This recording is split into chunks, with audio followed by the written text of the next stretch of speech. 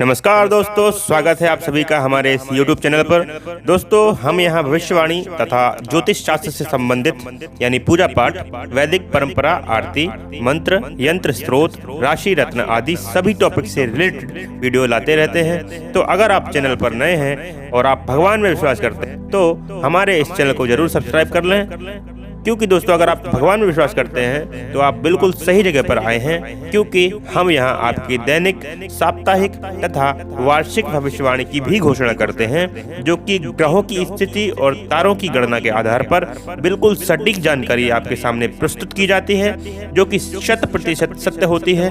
तो दोस्तों जल्दी से जल्दी चैनल को सब्सक्राइब कर लें ताकि कोई भी इंफॉर्मेटिव वीडियो आपसे मिस ना हो। तो दोस्तों बिना देरी किए चलिए शुरू करते हैं। तो दोस्तों बात करेंगे बागेश्वर धाम की सच्चाई के बारे में और सभी जानकारियां बागेश्वर धाम से संबंधित आपको बताऊंगा। धीरेंद्र शास्त्री कौन है, बागेश्वर धाम में अर्जी कैसे लगाते हैं, क्या चमत्कार है, क्या है, इसके बारे में सब बताऊंगा दोस्तों। तो वीडियो में अंत तक बने रहिए दोस्तों, पूरी जानकारी जानने के लिए। दोस्तों सबसे पहला पॉइंट है बागेश्वर धाम की सच्चाई क्या है। दोस्तों आपके मन में भी ये विचार आया होगा कि बागेश्वर धाम की सच्चाई क्या है, तो आज आप यह विचार आपके मन से दूर होने वाला है। दोस्तों हम आपको बागेश्वर धाम की पूरी सच्चाई बताएंगे। हम आपको बागेश्वर धाम में होने वाले चमत्कार के पीछे का पूरा सच आपके सामने रखने वाले हैं। बागेश्वर धाम के चर्चे पूरे देश में कैसे हुए और क्या खासियत है बागेश्वर धाम के मंदिर की। दोस्तों आज हम आपको बागेश्वर धाम के सच से रूबरू कराएंगे, जिससे आपको पता चल जाएगा कि बागेश्वर धाम की सच्चाई क्या है। श्री बालाजी बागेश्वर धाम के चमत्कार की आज देश ही नहीं बल्कि विदेशों में भी बहुत चर्चा है, लेकिन बहुत से लोग बागेश्वर धाम में होने वाले चमत्कार की सच्चाई नहीं जानते हैं। दोस्तों बागेश्वर धाम की सच्चाई की बात करें तो हम आपको बता दें कि बागेश्वर धाम के महाराज श्री धीरेंद्र कृष्ण शास्त्री, जिनको आज पूरे देश में बालाजी सरकार के नाम से जाना जाता है, उनका जन्म छतरपुर के एक छोटे से गांव गढ़ा में हुआ था। दोस्तों उनका जन्म एक गरीब ब्राह्मण परिवार में ही हुआ था, लेकिन क्या आप जानते हैं कि आज धीरेंद्र कृष्ण शास्त्री जी को पूरे देश में एक महान विद्वान और गुरु के रूप में जाना जाता है। उसके पीछे की सच्चाई क्या है, तो हम बताते हैं कि बागेश्वर धाम के महाराज श्री धीरेंद्र कृष्ण शास्त्री जी भगवान शिव के अवतार हनुमान जी के परम भक्त हैं। उन्होंने 12 साल की छोटी सी उम्र से ही बालाजी की सेवा आरंभ कर दी थी। दोस्तों उनकी उसी तपस्या का प्रभाव है कि वो आज किसी भी व्यक्ति के कष्ट को उसके बिना बताए पर्ची में लिख देते हैं। दोस्तों वह यहाँ तक बता देते हैं कि आप क्या सोच रहे हैं। दोस्तों उनका द्वारा लिखा हुआ एक एक शब्द 100% सत्य होता है। दोस्तों आज तक कोई भी उन्हें झूठा साबित नहीं कर पाया है। दोस्तों अब बात करेंगे बागेश्वर धाम की भूत भवन कहने के पीछे सच्चाई क्या है। लोग कहते हैं ना भूत भवन क्या होता है, तो उसकी सच्चाई हम जानते हैं। दोस्तों जब भी आपने बागेश्वर धाम के बारे में सुना होगा तो आपने यहाँ पर धीरेंद्र कृष्ण शास्त्री जी के द्वारा भूत प्रेत और काले जादू से छुटकारा करवाते हुए जरूर सुना होगा। माना जाता है कि यह धाम 300 साल पुराना है और यहाँ पर हनुमान जी का वास है। दोस्तों जिसके चलते यहाँ पर आने वाले किसी भी व्यक्ति के ऊपर से भूत प्रेत अपने आप ही हट जाते हैं। दोस्तों इसके पीछे की सच्चाई तो आप जानते ही हैं कि हनुमान जी तो वैसे ही भूत प्रेत से डरते हैं। हनुमान जी से वैसे भी भूत प्रेत डरते हैं दोस्तों, और जहाँ हनुमान जी हैं वहाँ भूत पिशाच निकट नहीं आवे, आपने सुना होगा। तो और धीरेंद्र कृष्ण शास्त्री जी की अलौकिक शक्ति और सिद्धियों के कारण यहाँ भूत प्रेत से छुटकारा मिल जाता है।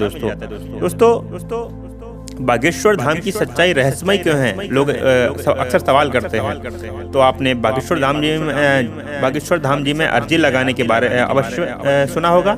अर्जी वहां लगाते हैं, आपने सुना होगा। लेकिन क्या आप जानते हैं कि जिस भी व्यक्ति की अर्जी को श्री बालाजी सरकार स्वीकार लेते हैं, उस व्यक्ति को या फिर उसके परिवार के किसी व्यक्ति को लगातार 2 दिन सपने में बंदर दिखाई देता है। सपने में बंदर दिखाई देने वाली बात बिल्कुल सही है। जितने भी लोगों की अर्जी स्वीकार हुई है उनको अपने सपने में बंदर अवश्य दिखाई दिया है। दोस्तों दोस्तों हमने उन व्यक्तियों से बात करके इस दावे को ही सही करार दिया है और यही बागेश्वर धाम की सच्चाई है कि यहाँ पर आने वाले सभी व्यक्तियों की मनोकामना पूर्ण होती है।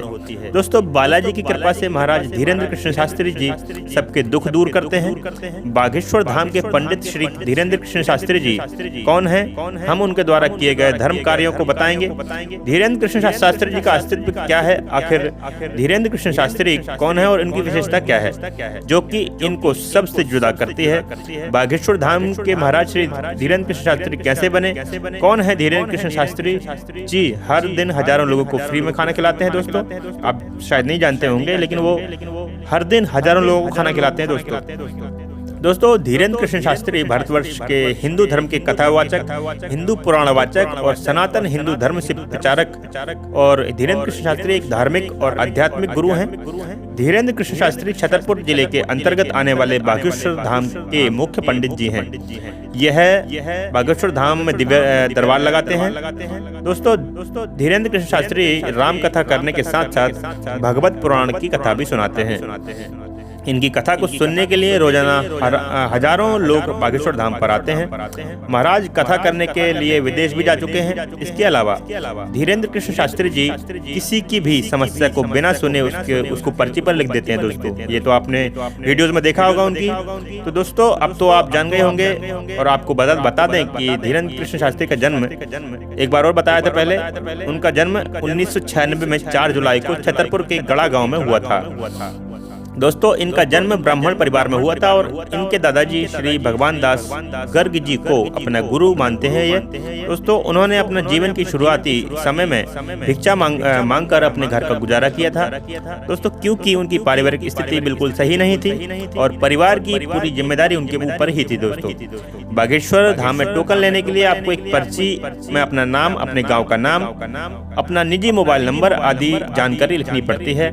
इस पर्ची के आधार पर ही आपको टोकन मिलता है। दोस्तों इसलिए इसमें आपको अपनी सभी जानकारी बिल्कुल सही देनी होती है क्योंकि आपके द्वारा दिए गए नंबर पर आपको फोन करके बताया जाएगा कि आपको टोकन नंबर मिल गया है, आपकी अर्जी लग गई है और आपको इस दिन आकर महाराज जी से मिल सकते हैं आप, और इस तरह से आप बागेश्वर धाम का टोकन प्राप्त कर सकते हैं।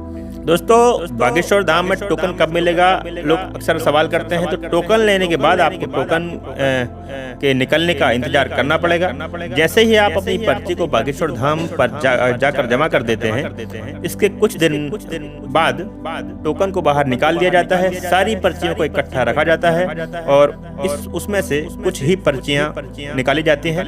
अगर आपके नाम की पर्ची निकलती है तो बागेश्वर धाम कमेटी द्वारा आपको मोबाइल नंबर के द्वारा आपको सूचित कर दिया जाता है कि आपका नंबर आ गया है और इस दिन को आपको धाम पर आके महाराज से अपने प्रश्नों के उत्तर जान सकते हैं आप।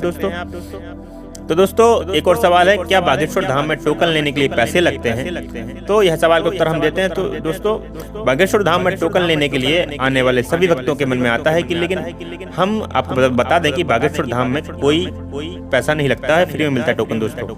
दोस्तों बागेश्वर धाम में आपको टोकन के लिए एक भी रुपए नहीं देने पड़ते। बागेश्वर धाम की टोकन सेवा बिल्कुल निःशुल्क है। इसके आपको कोई भी पैसे नहीं देने पड़ते। दोस्तों अगर आपसे कोई भी कमेटी का या फिर कोई व्यक्ति टोकन के लिए पैसे मांगता है तो आप उसकी शिकायत बागेश्वर धाम के हेल्पलाइन नंबर पर फोन कर सकते हैं। दोस्तों बागेश्वर धाम में अर्जी कैसे लगाएं, लोग अक्सर सवाल करते हैं। तो दोस्तों बागेश्वर धाम से टोकन लेने के बाद आपको बागेश्वर धाम में अर्जी लगानी पड़ती है क्योंकि बिना अर्जी के आपकी समस्या का समाधान नहीं होगा। इसलिए आपको बागेश्वर धाम में अर्जी कैसे लगाएं पता होना आवश्यक है। इसलिए बागेश्वर धाम में अर्जी कैसे लगाएं के लिए आपको एक लाल कपड़े में नारियल को लपेटना है। नारियल को लाल कपड़े से लपेटते हुए आपको अपनी अर्जी को मन में बोलना है और फिर धाम के प्रांगण के 21 परिक्रमा करनी है और फिर नारियल में अर्जी को बांधना है और इस प्रकार आपकी बागेश्वर धाम में लग जाएगी। दोस्तों पुरा कथाओं में भगवान शिव के बाघ रूप धारण करने वाले इस स्थान को बागेश्वर धाम तथा बागेश्वर से कालांतर में बागेश्वर के रूप में जाना जाता है। शिव पुराण के मानस खंड के अनुसार इस नगर को शब के गढ़ चंडीस ने शिव जी की इच्छा के अनुसार बसाया था। बागेश्वर धाम का दरबार मंगलवार और शनिवार को लगता है। यदि आप भी बागेश्वर धाम में दर्शन हेतु जाना चाहते हैं तो इसके लिए आवश्यक है कि आपके पास बागेश्वर धाम का टोकन हो। जो श्रद्धालु धाम में आने के लिए अर्जी लगाते हैं उन्हें यह टोकन जारी किया जाता है। बागेश्वर धाम का टोल फ्री नंबर है 8800330912। एक बार और रिपीट करूंगा हिंदी में 8800330912। दोस्तों बागेश्वर धाम में के महाराज ने स्वयं बताया है कि आप इस नंबर पर कॉल करके बागेश्वर धाम से संबंधित कोई भी जानकारी किसी भी समय प्राप्त कर सकते हैं। आपको बागेश्वर धाम जाने की आवश्यकता नहीं होगी। बागेश्वर धाम सरकार मंदिर, जी हाँ, भगवान बालाजी की है मंदिर, और यहाँ के आचार्य श्री धीरेन्द्र कृष्ण शास्त्री इस पूरे देश में इस वक्त चर्चा का विषय बने हैं। ऐसा दावा किया जाता है कि यहाँ आकर श्रद्धालु अपनी अर्जी लगाते हैं और उनकी सभी मनोकामनाएं पूरे होने के साथ ही उन्हें हर कष्ट से मुक्ति मिलती है। दोस्तों बागेश्वर धाम में भगवान हनुमान की आराधना की जाती है। बागेश्वर धाम में पहले छोटा सा मंदिर हुआ करता था, लेकिन धीरेन्द्र शास्त्री के कथा वाचन आयोजनों से मिली प्रसिद्धि के चलते अब यह धाम काफी बड़ा हो गया है। अगर आप भी घर बैठे अर्जी लगाना चाहते हैं तो आपके लिए घर पर रहकर ही लाल वस्त्र में नारियल को बांधकर पूजा स्थल पर रखना होगा, जिसके बाद आप ओम बागेश्वराय नमः मंत्र का जाप करते हुए अपनी अर्जी को पूरा कर सकते हैं, जिसके बाद बागेश्वर धाम की कृपा होने पर आपकी अर्जी स्वीकार होगी। दोस्तों वीडियो पसंद आई हो तो लाइक करें और चैनल को अभी तक सब्सक्राइब नहीं किया है तो सब्सक्राइब जरूर कर लें। दोस्तों हम आपके लिए ऐसी ही वीडियो लाते रहते हैं। नमस्कार, जय हिंद।